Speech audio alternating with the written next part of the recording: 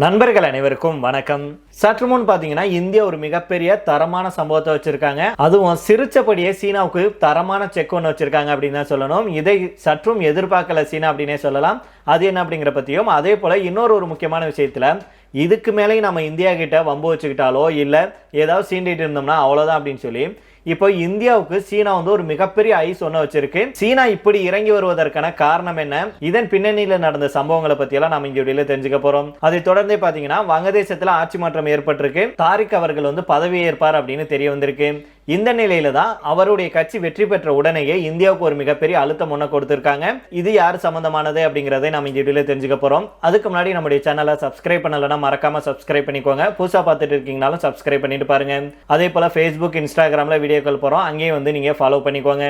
வடகிழக்கு மாநிலத்துல தேசிய நெடுஞ்சாலையில போர் விமானங்கள் இயங்கும் வசதி கொண்ட நெடுஞ்சாலை அமைக்கப்பட்டிருக்கு. சீனாவுடைய எல்லையொட்டி அமைஞ்சிருக்கும் இந்த சாலையில அவசர காலங்களில் போர் விமானங்களை தரையிறக்க முடியும். இந்த சாலையை இன்னைக்கு பிரதமர் மோடி அவர்கள் திறந்து வச்சிருக்காங்க. இந்தியாவுடைய முதல் அவசர கால விமான இறங்குதளம் அசாம்ல இன்னைக்கு திறந்து வைக்கப்பட்டிருக்கு. திப்ருகர் மாவட்டத்துல மோரன் புறவழி சாலையில இது அமைய பெற்றிருக்கு. தேசிய நெடுஞ்சாலை 2ல இந்த வசதி உருவாக்கப்பட்டிருக்கு அப்படின்னு சொல்லியிருக்காங்க. இந்த இறங்குதளம் 4.2 கிலோமீட்டர் நீளம் கொண்டது. தேசிய அவசர காலங்களில் இது பயன்படும். மனிதாபிமான பணிகளுக்கும் முக்கியத்துவம் கொடுக்கப்படும் அப்படின்னு தெரிவிக்கப்பட்டிருக்கு. அதாவது இயற்கை பேரிடர்கள் போன்ற காலங்களில் அவசர தேவைகளுக்கு இதை பயன்படுத்துவாங்க. இது மட்டும் இல்லாம ராணுவ விமானங்கள், போக்குவரத்து விமானங்கள், ஹெலிகாப்டர்களும் இதுல பயன்படுத்தலாம் அப்படின்னு சொல்லப்படுது. இது மாற்று ஓடுபாதையாக செயல்படும் அப்படின்னு சொல்லியிருக்காங்க. பிரதமர் மோடி அவர்கள் இன்னைக்கு திறந்து வைத்துள்ள இந்த சாலை சீனாவுடைய எல்லையிலிருந்து 300 கிலோமீட்டரும் மியான்மர்ல இருந்து 200 கிலோமீட்டர் தொலைவிலையும் இருக்கு அப்படின்னு சொல்லப்படுது. பாதுகாப்பு ரீதியாக மிகவும் முக்கியத்துவம் வாய்ந்ததாக பார்க்கப்படுது. இதன் மூலம் நாட்டின் பாதுகாப்பு திறன் வலுவடையும். இந்த பகுதிக்கு இது கூடுதல் பாதுகாப்பு திறனை வழங்கும் அப்படிங்கறதுல எந்த மாற்று கருத்துமே இருக்க முடியாது. இந்த நிகழ்ச்சிக்காக பிரதமர் மோடி அவர்கள் இன்னைக்கு அசாம் போனாங்க. திப்ருகார் வந்த பிரதமர் மோடி அவர்கள் அங்கிருந்து கார் மூலமாக சாபுவா விமானப்படை தளத்துக்கு போனாங்க. பின்பு அங்கிருந்து ஹெலிகாப்டர்ல மோரன் தளத்துக்கு போனாங்க. இதனை அடுத்து இந்திய விமானப்படை விமானங்களுடைய சாகச நிகழ்ச்சியை பார்வையிட்டாங்க. பின்னர் போர் விமானத்தில் வந்த மோடி அவர்கள் அந்த தேசிய நெடுஞ்சாலையை திறந்து வைத்தாரு. பிரதமர் மோடி அவர்கள் பயணித்த அந்த விமானம் புதிதாக அமைக்கப்பட்ட சாலையில தரையிறங்கி இருக்கு. போர் விமானங்களை சாலையில இறக்கும் சோதனை ஓட்டம் புதன்கிழமை வெற்றிகரமாக நடைபெற்றதாகவும் உள்ளூர் மக்கள் பெருமளவுல திரண்டு இந்த சோதனை ஓட்டத்தை பார்த்திருக்காங்க. கடந்த 2021 நவம்பர்ல பிரதமர் மோடி அவர்கள் இதே போன்ற ஒரு சாலையை திறந்து வைத்தாரு. உத்தரப்பிரதேசத்துடைய பூர்வாஞ்சல் விரைவு சாலையில அந்த அவசர கால தளம் இருக்கு. இந்த புதிய விமான இறங்குதளம் நாட்டின் தற்காப்பு திறனை மேம்படுத்தும், அவசர கால சூழ்நிலைகளை சமாளிக்க உதவும். இது இந்தியாவுடைய உள்கட்டமைப்பு வளர்ச்சிக்கு முக்கியமானது அப்படின்னு சொல்லியிருக்காங்க. மேலும் பாதுகாப்பு திட்டங்கள்ல மிக முக்கிய படிநிலையாகும் அப்படின்னும் பாதுகாப்பு அதிகாரிகள் தெரிவிச்சிருக்காங்க. இந்த நிலையில தான் அண்டை நாடுகள் ஒன்றாக இருக்கக்கூடிய சீனா எல்லையில் அவ்வப்போது இந்தியா கூட வாலாட்டுவதை வாடிக்கையாக வச்சிருக்கு. அருணாச்சல பிரதேசத்தை தங்கள் நாட்டின் ஒரு பகுதி அப்படின்னு உரிமை கொண்டாடும் சீனா அடாவடியாக எல்லையில கட்டுமானங்களை அதிகரிச்சுட்டு வருது. இந்தியாவுடைய பாதுகாப்புக்கு அச்சுறுத்தல் விடுக்கும் விதமாக எல்லையோரத்தில் உள்கட்டமைப்பு வசதிகளை மேம்படுத்துறது, குடியிருப்புகளை உருவாக்குதல் போன்ற பணிகளில் ஈடுபட்டு வரும் சீனாவுக்கு தக்க பதிலடி கொடுக்கும் விதமாக இந்தியாவுடைய இந்த நெடுஞ்சாலை அமைய இருக்கு.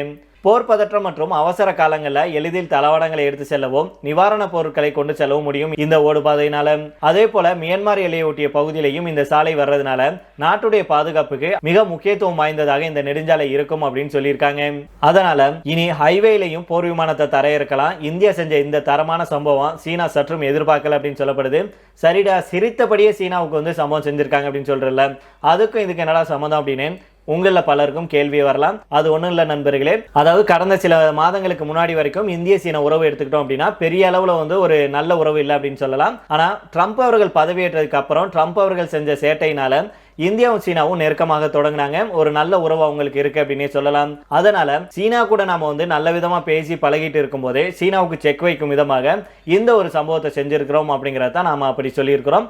அதனால என்னதான் நம்ம சீனா கூட நெருக்கமாக இருந்தாலும், நெருங்கி பழகினாலும், சிரிச்சு பேசிட்டு இருந்தாலும் சீனா என்னைக்கா இருந்தாலும் நமக்கு குடைச்சல் கொடுப்பான், நம்முடைய முதுகுல குத்துவான் அப்படிங்கிறத நம்ம பல வீடியோக்களில் சொல்லியிருக்கிறோம்.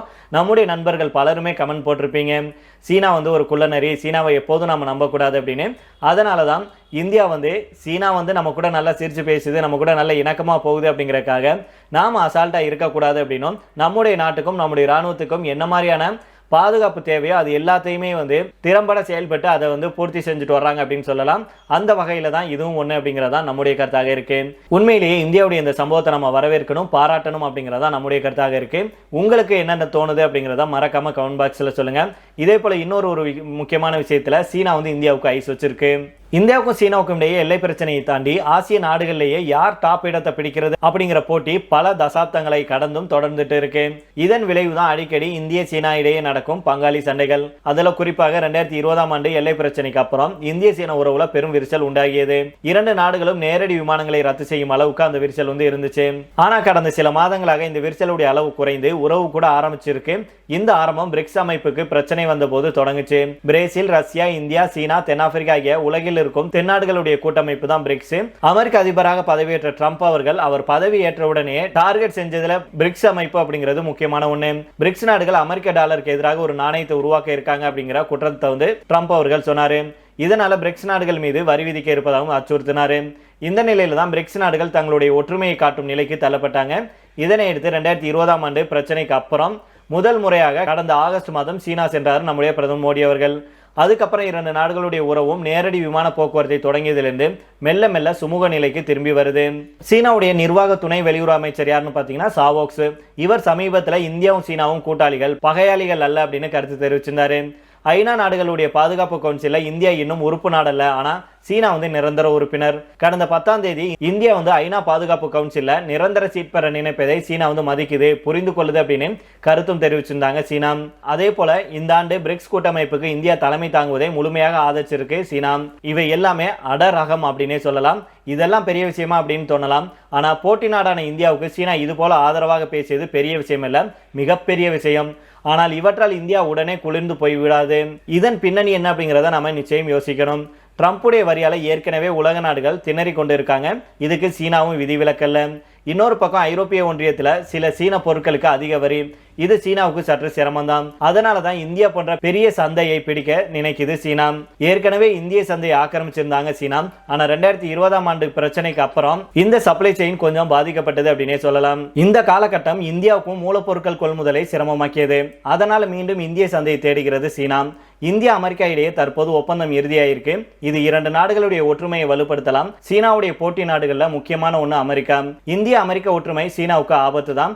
ஆக இந்த ஒற்றுமையை சற்று தணிக்கவே சீனாவுடைய இந்த பாசம் அப்படின்னு எடுத்துக்கொள்ளலாம். இந்தியாவின் பிரிக்ஸ் தலைமைக்கு முழு ஆதரவை சீனா தெரிவிச்சிருக்கு அப்படின்னு நம்ம முன்னாடி சொல்லியிருந்தோம். மேற்கத்திய நாடுகளுக்கு டஃப் போட்டி கொடுக்க தொடங்கப்பட்டதுதான் பிரிக்ஸ் அமைப்பு. மேற்கத்திய நாடுகளுடைய வளர்ச்சிக்கு இணையாக அல்லது வளர்ச்சியை தாண்டி வளர வேண்டும் அப்படிங்கிறதாம் இந்தியா சீனாவுடைய கொள்கை. இதனால பிரிக்ஸின் வலிமை தொடர வேண்டும் அப்படிங்கிறதும் இந்தியாவுக்கு சீனா கொடுக்கும் ஆதரவுக்கு ஒரு காரணம். ஆக சீனாவுடைய ஒவ்வொரு அசைவுக்கு பின்னாடி இருக்கும் காரணத்தையும் நிச்சயம் மறுக்க முடியாது, தவிர்க்க முடியாது அப்படின்னே சொல்லலாம். அதனால நம்ம முந்தைய வீடியோ சொன்ன மாதிரி தான் சீனாவுடைய ஆதரவை நம்ம இரண்டு கரங்கள் விரித்து இந்தியா ஏற்றுக்கொண்டாலும் அதுல நிச்சயம் மிக மிக கவனம் தேவை அப்படிங்கிறது தான் நாம மீண்டும் மீண்டும் வலியுறுத்திட்டு வர்றோம். அந்த மாதிரியான கவனத்தில் இந்தியா கண்டிப்பாக இருப்பாங்க, விழிப்போடு இருப்பாங்க அப்படிங்கிறதுல எந்த மாற்று கருத்துமே இருக்க முடியாது. இதை தொடர்ந்து கடைசியாக பார்த்தோம் அப்படின்னா ஷேக் ஹசீனாவை விசாரணைக்காக இந்தியாவிலிருந்து வங்கதேசத்துக்கு நாடு கடத்த வேண்டும் அப்படின்னு தேர்தலில் வென்று ஆட்சியை கைப்பற்றிய வங்கதேச தேசிய கட்சி வலியுறுத்தி இருக்காங்க. 2024ஆம் ஆண்டு வங்கதேசத்துல மாணவர் போராட்டம் காரணமாக அங்க இருந்த ஷேக் ஹசீனாவுடைய ஆட்சி கவிழ்ந்தது. அதுக்கப்புறமா ஷேக் ஹசீனா இந்தியாவில் தஞ்சம் அடைஞ்சாரு. பொருளாதார நிபுணர் முகமது யூனிஸ் தலைமையில வங்கதேசத்துல இடைக்கால அரசு அமைஞ்சிச்சு. கிட்டத்தட்ட 18 மாதங்கள் கழித்து வங்கதேசத்தில் நடந்த பொது தேர்தலில் வங்கதேச தேசியவாத கட்சி பெரும்பான்மையான இடங்களை கைப்பற்றினாங்க. அந்த கட்சியுடைய தலைவர் தாரிக் ரஹ்மான் 2 தொகுதிகளையும் வெற்றி பெற்றாரு. தனி பெரும்பான்மையை பெற்றுள்ள வங்கதேச தேசிய கட்சி அங்கே ஆட்சி அமைக்கிறது. நாட்டின் புதிய பிரதமராக தாரிக் ரஹ்மான் பதவியேற்பார் அப்படின்னு தெரிய வந்திருக்கு. இந்த நிலையில தான் ஷேக் ஹசீனாவை விசாரணைக்காக இந்தியாவிலிருந்து வங்கதேசத்துக்கு நாடு கடத்த வேண்டும் அப்படின்னு வங்கதேச தேசியவாத கட்சி வலியுறுத்தி இருக்கு. இது குறித்து கட்சியுடைய நிலைக்குழு உறுப்பினர் சலாவுதீன் அகமது என்ன சொல்றாருன்னா, ஷேக் ஹசீனாவை முறையான விசாரணைக்கு உட்படுத்த வங்கதேசத்திற்கு நாடு கடத்த இந்தியாவை எங்கள் கட்சி முறையாக வலியுறுத்தும். வெளியுறவு அமைச்சர் ஏற்கனவே இந்த விவகாரத்தை முன்னெடுக்க தொடங்கி இருக்கிறாரு. இதை நாங்கள் வரவேற்கிறோம். சட்டப்படி அவரை நாடு கடத்துமாறு நாங்கள் தொடர்ந்து அழுத்தம் கொடுத்துட்டு வரோம். இந்த விவகாரம் எங்களுடைய 2 நாடுகளுடைய வெளியுறவு அமைச்சகங்களுக்கு இடையிலான பிரச்சனையாகும். வங்கதேசத்துல விசாரணை எதிர்கொள்ளும் வகையில அவரை, அதாவது ஷேக் ஹசீனாவை திருப்பி அனுப்புங்கள் அப்படின்னு இந்தியா கிட்ட வலியுறுத்தி இருக்கிறோம். இந்தியா உள்ளிட்ட அனைத்து அண்டை நாடுகளுடனும் சுமூகமான ஒரு நட்புறவுகளை வங்கதேசம் விரும்புது அப்படின்னு சலாவுதீன் அகமது அவர்கள் சொல்லியிருக்கிறாரு. சரி நண்பர்கள், இதோட நம்ம இந்த வீடியோ முடித்துக் கொள்ளலாம். இதே பற்றி உங்களுடைய கருத்துக்களை கீழே உள்ள கமெண்ட் பாக்ஸில் சொல்லுங்க. மீண்டும் நாளை வேற ஒரு செய்திகளுடன் உங்களை சந்திக்கிறேன். நன்றி, வணக்கம்.